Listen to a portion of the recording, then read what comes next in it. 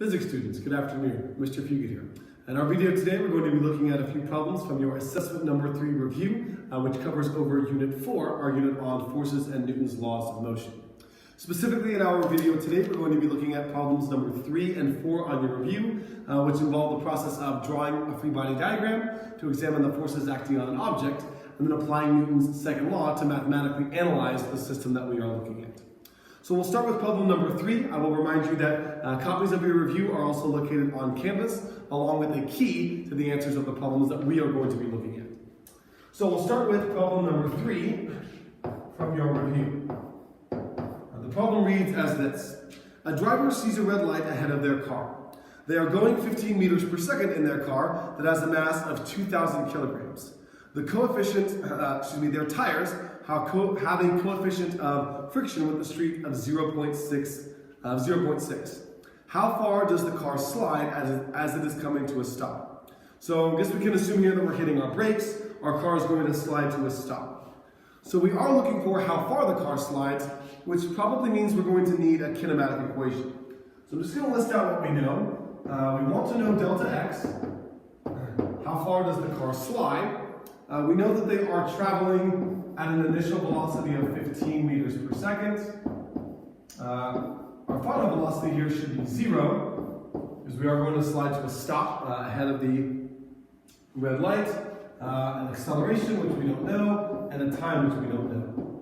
So in order to answer our question of delta x, that means we need to either find an acceleration or a time.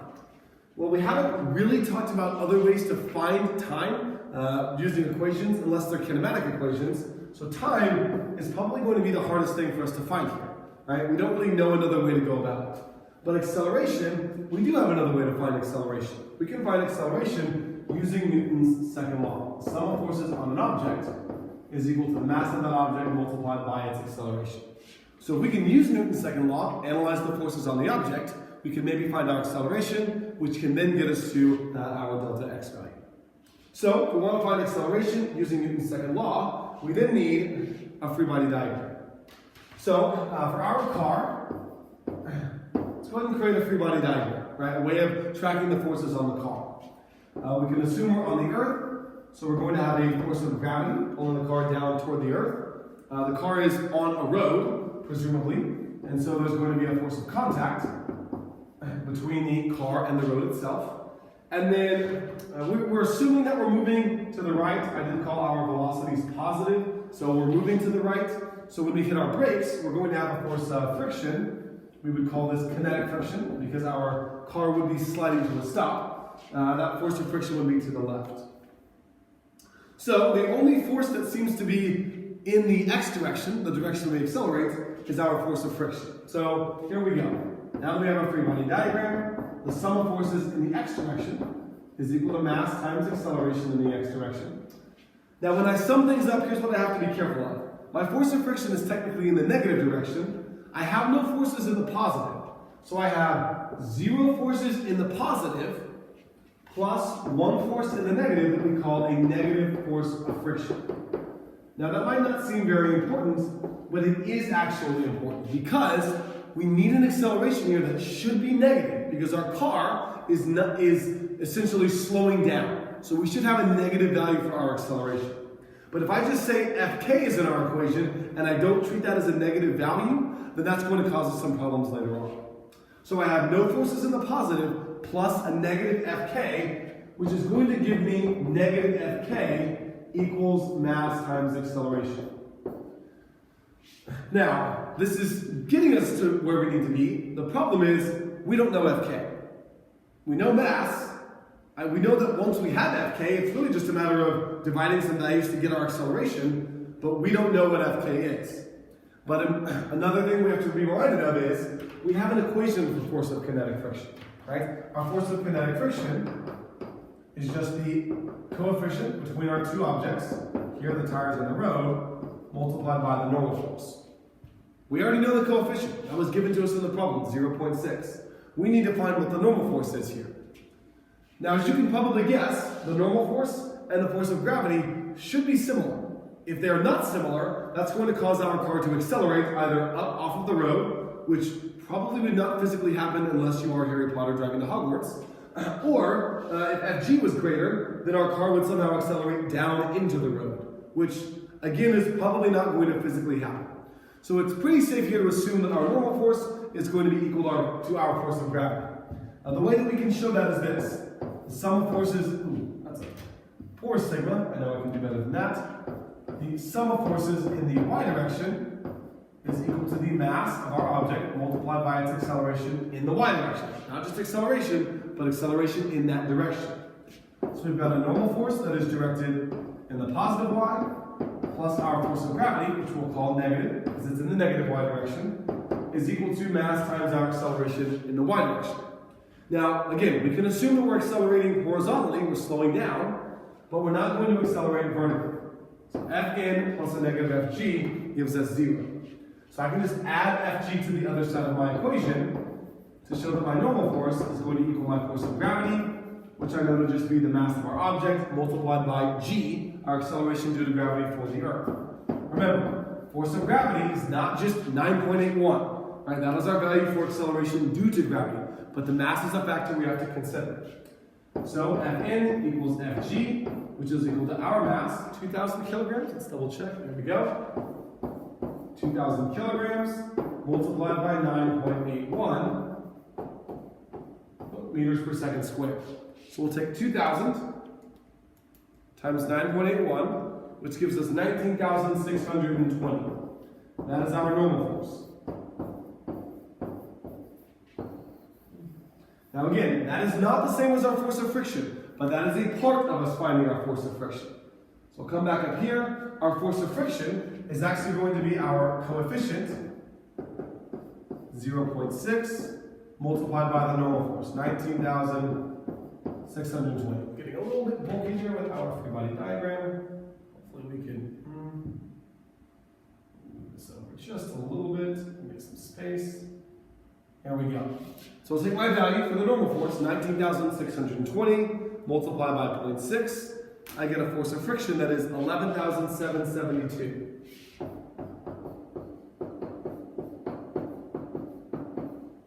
Now remember, this equation does not tell us whether the force of friction is positive or negative. It just tells us the magnitude of the force of friction, how big that force is.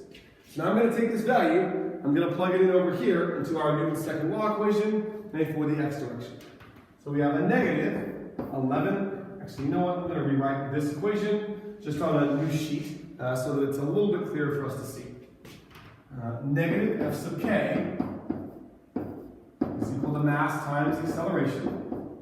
So we've got negative 11,772 newtons.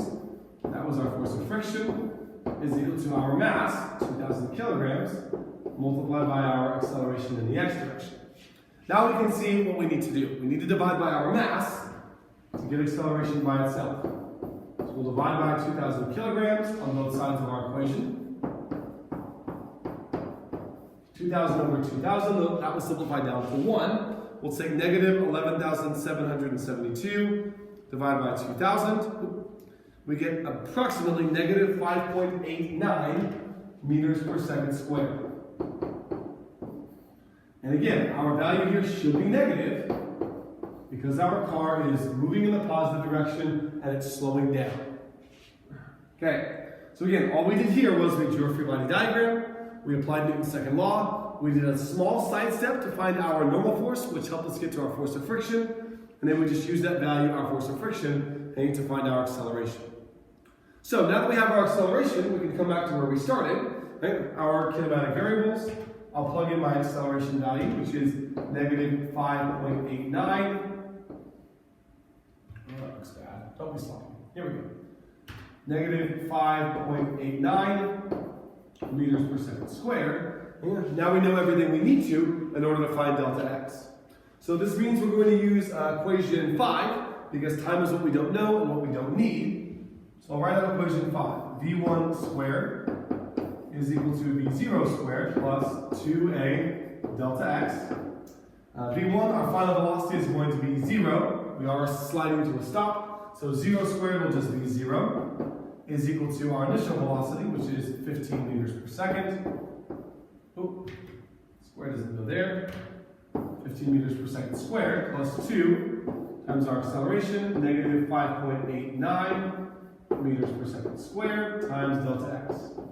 Now, if you feel more comfortable just rearranging the equation to get delta x by itself first, that is fine. If you like to plug in the variables first, or your values first, that's fine too. So we'll go ahead and go with what we have. 15 squared is 225. So we've got 0 is equal to 225 plus 2 times negative 5.89 gives us negative 11.78. Remember, this is still connected to our delta x. So we can't just add these values together because one of them has this unknown variable delta x, one of them does not. So now, to get delta x totally by itself, we have to separate something to the other side of our equation. I can either add 220 or subtract 225 over, or add the 11.78 times delta x. I'm just going to subtract the 225 because it's really close here. So 225 minus 225, we end up getting negative 225 is equal to negative 11.78 times delta x. And now we can just divide by negative 11.78 to get what we're looking for, our delta x. Here we go. So negative 11.78 divided by negative 11.78 simplifies down to 1. We get a delta x that is equal to negative 225 divided by negative 11.78. And that should give us a value, delta x, that is approximately 19.1 meters, which, looking at our key, wait, let's see, did I make a mistake here? My value looks a little bit different. Let's see, square. No, this looks good. This looks good. Thought I made a bit of a mistake in there earlier. Sorry about that. Our delta x looks like about 19.1 meters. There we go. Okay. So again, this is a very straightforward application of really what we've been talking about in Unit 4. Being able to take a problem and draw a free body diagram to analyze the forces on that object, applying Newton's second law to mathematically look at some of the forces affecting our object and how those forces do affect the object. And then using Newton's second law as a way to find a value in acceleration, and then using that in conjunction with a kinematic equation. So hopefully this gets us going on how to set up and solve problem number 3 on your review. Now we're going to move forward and we're going to look at problem number 4 to round out this video. So problem number 4 will involve a similar process, but now we have a different scenario that we're going to look at. Problem 4 says this: I pushed a 20-kilogram recycling bin to the curb because all cool kids recycle, and you should too. That is true. Took my recycling out this morning. My lawn is level ground. That's important for us to know. We're not dealing with an inclined surface. If I push the bin at a constant velocity and the coefficient of kinetic friction is 0.6, how hard must I push? Okay. Doesn't really seem to give us a lot of information. So, in order to start, I'm just going to draw a free body diagram because I really don't know exactly how I'm going to do this, right? So, let's just draw a picture. So, we have to push our recycling bin. Let's say we're just pushing it to the right. We're pushing it across the lawn. So, there is some friction involved here, which will go opposite our direction of motion, F sub k. And then we're on the ground, so we can assume there's a normal force or contact force. And then we're on the earth, so we can assume there's a force of gravity. Now here, what the question is asking us is how hard we need to push in order to move our bin at a constant velocity. Now we've talked about this term a lot, constant velocity. What that means is that our acceleration is 0. We're not speeding up or slowing down. That's a very important term for us to identify because if we don't, we're going to feel as though we don't have enough information here. So I want to find F push, but I don't have an equation directly for F push. But we do have Newton's second law. So we draw a free body diagram and then we look at Newton's second law. So let's do that. The sum of forces, here we're looking for the push force, so we're going to specifically look at the x direction, is equal to the mass of our object multiplied by the object's acceleration, which we know because we're at a constant velocity, remember. So we've got push force, let's say directed to the right in the positive x direction. And a force of friction, we could say plus a negative force of friction, or we can just write it as minus a force of friction. Push force, right, pushing our object forward, force of kinetic friction, resisting that sliding.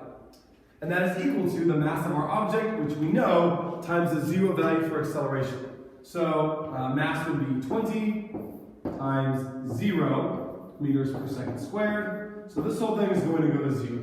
No matter what the mass is, it's going to go to 0. So now we know that F push has to equal our force of kinetic friction, which is good because now we have a way of finding our force of push. So all we need to do is find F sub k, and we have our push force. So even though it felt like we were missing everything, we actually know quite a bit here. So F sub k is equal to our coefficient of kinetic friction, which we know, multiplied by the normal force. We have the coefficient of kinetic friction. We just need to find the normal force. Look back at our picture. As we've seen on countless occasions in here, the normal force is probably going to be equal to our force of gravity. And the reason we can pretty reasonably make that assumption is that our object is not accelerating. Right? So if we were to sum up our forces in the y direction, something like this, so kind of a bit of a sidebar here, sum of forces in the y equals mass times acceleration in the y. We have a normal force up minus the force of gravity down. That's equal to, well, acceleration is 0. I add my force of gravity over, and we can again mathematically show how our normal force, how we know the normal force equals the force of gravity. So as long as I find Fg, I know Fn. So let's do that quickly.